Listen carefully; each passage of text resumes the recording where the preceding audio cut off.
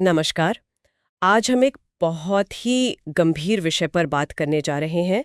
Air India flight 171 दुर्घटना। जी, जो 12 जून 2025 को अहमदाबाद में हुई थी। हाँ, और अब इसकी शुरुआती जांच रिपोर्ट आई है भारत के विमान दुर्घटना जांच ब्यूरो यानी AAIB की तरफ से। ये 12 जुलाई को जारी हुई है। हमारा मकसद है इस रिपोर्ट की जो मुख्य बिंदु हैं उनको समझना। ये हादसा बहुत भयानक था। भारत में दशकों में सबसे बुरा और दुनिया भर में भी पिछले 10 साल की शायद सबसे बड़ी विमानन आपदाओं में से एक। जी, 241 लोग विमान में और 19 जमीन पर। बहुत दुखद।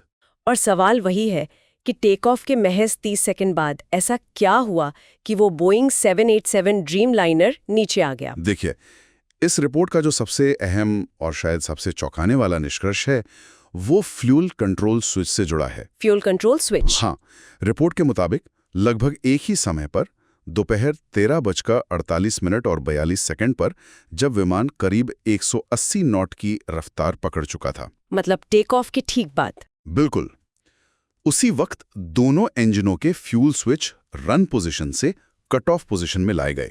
ओह, इसका मतलब तो ये हुआ कि इंजनों को फ्यूल मिलना बंद हो गया एकदम से। जी हाँ, एकदम से। नतीजा ये हुआ कि इंजनों का थ्रस्ट यानी शक्ति पूरी तरह खत्म हो गई। और जाहिर है पायलटों ने कोशिश की होगी ठीक करने की। बिल्कुल। कॉकपिट वॉइस रिकॉर्डर बताता है कि कुछ ही सेकंड्स में उन्होंने स्विच वापस रन पर करने की कोशिश की। बायां इंजन थोड़ी देर के लिए रीस्टार्ट हुआ भी। अच्छा। हाँ, पर दाहिना इंजन पूरी तरह चालू नहीं हो पाया और सिर्फ एक इंजन की आधी अधूरी पावर से विमान को संभालना नामुमकिन था। पर्याप्त थ्रस्ट था ही नहीं। लेकिन ये स्विच कट ऑफ पर गए कैसे? ये सबसे बड़ा सवाल है ना। एग्जैक्टली और यहीं पर मामला बहुत उलझ जाता है। वॉइस रिकॉर्डिंग में एक पायलट दूसरे से पूछते हैं, आपने कट ऑफ क्यों किया? और दूसरा जवाब देता है, मैंने ऐसा नहीं किया। बाप रे, ये सुनना ही कितना अजीब लगता है। हाँ, ये बातचीत असल में रहस्य को और गहरा कर देती है। और रिपोर्ट, मतलब ये प्रारंभिक रिपोर्ट है, ये साफ नहीं करती कि स्विच जानबूझकर हिलाए गए या गलती से हिले या फिर कोई तकनीकी खराबी थी। कोई मेल फंक्शन। हाँ, हो सकता है, लेकिन अभी इस पे क्लैरिटी नहीं है। ये अनिश्चितता ही अभी जांच का अहम बिंदु है। लेकिन रिपोर्ट में ये भी कहा गया है कि विमान में कोई मैकेनिकल गड़बड़ी नहीं मिली, है ना? सही कहा। रिपोर्ट के अनुसार ना तो कोई यांत्रिक विफलता थी, ना कोई डिजाइन की खामी, ना फ्यूल में कोई मिलावट थी और ना ही कोई बर्ड स्ट्राइक यानी पक्षी टकराने का सबूत मिला है। और विमान का वजन, रख रखाव सब ठीक था? जी, सब कुछ नियमों के मुताबिक था।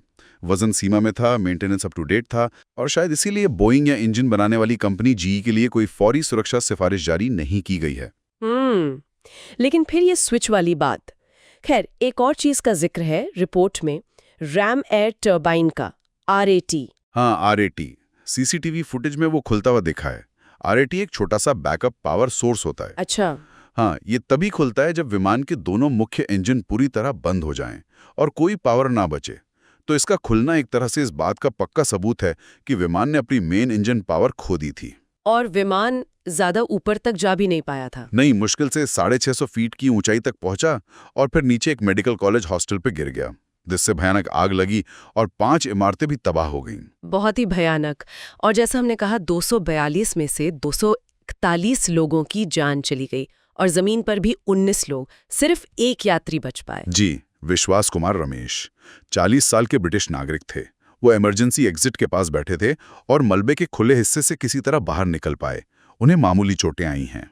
क्या पायलटों के बारे में कोई जानकारी है, उनके अनुभव वगैरह के बारे में? हाँ, कैप्टन थे सुमीत सबरवाल, 56 साल के, काफी अनुभवी, 15,600 घंटों से ज्यादा की उड़ान का अनुभव था उन्हें। और को पायलट थे क्लाइव कुंदर, 32 साल के, उनके पास भी करीब 3,400 घंटे का अनुभव था। और वो फिट थे उड़ने के लिए? जी, रिपोर्ट के मुताबिक दोनों ने जरूरी आराम किया था और प्री फ्लाइट अल्कोहल टेस्ट भी पास किया था। तो मतलब पायलट फिटनेस का कोई इशू नहीं लगता। तो अगर विमान में कोई खराबी नहीं थी, पायलट फिट थे, तो फिर ये स्विच वाली गुत्थी कैसे सुलझेगी? आपने कहा रिपोर्ट अभी स्पष्ट नहीं करती। हाँ, लेकिन एक और चीज है जो शायद मामले को थोड़ा और पेचीदा बनाती है। क्या? एक पुराना FAA बुलेटिन, अमेरिकी रेगुलेटर है ना FAA। हाँ, फेडरल एविएशन एडमिनिस्ट्रेशन। उन्होंने 2018 में एक बुलेटिन जारी किया था। ये बोइंग 737 के फ्यूल कंट्रोल स्विच को लेकर था। उसमें कहा गया था कि उस डिजाइन में अनजाने में स्विच हिलने की आशंका है। अच्छा, और क्या 787 में भी वही डिजाइन है? हाँ, मिलता जुलता डिज़ाइन 787 में भी इस्तेमाल होता है। और बात यह है कि एयर इंडिया ने उस बुलेटिन में जो एक इंस्पेक्शन सुझाया गया था वो उस वक्त नहीं किया था, हालांकि वो अनिवार्य नहीं था। ओ, तो क्या ये एक फैक्टर हो सकता है, भले ही रिपोर्ट अभी मैकेनिकल इशू से इनकार कर रही है? देखिए, ये एक विरोधाभास जरूर है और इस पर पायलट यूनियन ने भी चिंता जताई है। उनका कहना है कि इस पहलू को नजरअंदाज नहीं किया जाना चाहिए। जांच में और भी मुश्किलें होंगी शायद। बिल्कुल। एक बड़ी चुनौती ये है कि विमान का पिछला फ्लाइट डेटा रिकॉर्डर, जिसे ब्लैक बॉक्स कहते हैं, वो बुरी तरह डैमेज हो गया है। तो डेटा पूरा नहीं मिला? ज्यादातर डेटा आगे वाले रिकॉर्डर से मिला है, करीब 49 घंटे का फ्लाइट डेटा और 2 घंटे की कॉकपिट ऑडियो। अमेरिकी NTSB भी जांच में मदद कर रही है। तो मतलब अभी तस्वीर पूरी तरह साफ नहीं है? हाँ, और इस पर प्रतिक्रियाएं भी आई होंगी। हाँ बिल्कुल। पायलट्स एसोसिएशन ने रिपोर्ट की आलोचना की है। उन्हें लगता है कि ये जल्दबाजी में पायलट एरर की तरफ इशारा कर रही है और पारदर्शिता पर भी सवाल उठाए हैं। और पीड़ितों के परिवार? जाहिर है, उनमें निराशा है क्योंकि रिपोर्ट अभी भी क्यों का जवाब नहीं दे पा रही है। एक अलग सिमुलेशन भी हुआ है जिसने विंग फ्लैप्स या लैंडिंग गियर की समस्याओं को कारण मानने से इनकार किया है, तो ध्यान वापस उन्हीं फ्यूल स्विच पर आ गया है। और सरकार का क्या कहना है? नागरिक उड्डयन मंत्री ने आग्रह किया है कि ये सिर्फ शुरुआती रिपोर्ट है, अभी अंतिम निष्कर्ष पर नहीं पहुंचना चाहिए।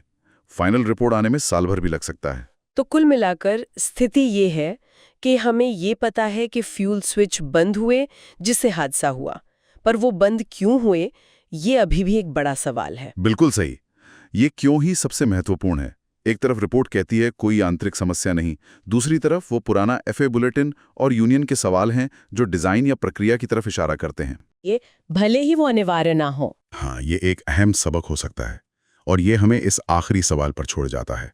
जब इतना महत्वपूर्ण डेटा रिकॉर्डर क्षतिग्रस्त हो, जानकारी अधूरी हो, तो क्या उन आखिरी अहम क्षणों के बारे में पूरी सच्चाई कभी पता चल पाएगी? और अगर नहीं, तो भविष्य की उड़ान सुरक्षा के लिए इस अनिश्चितता का क्या मतलब है? ये सवाल आने वाले वक्त में जांचकर्ताओं और पूरे एविएशन उद्योग के सामने रहेंगे।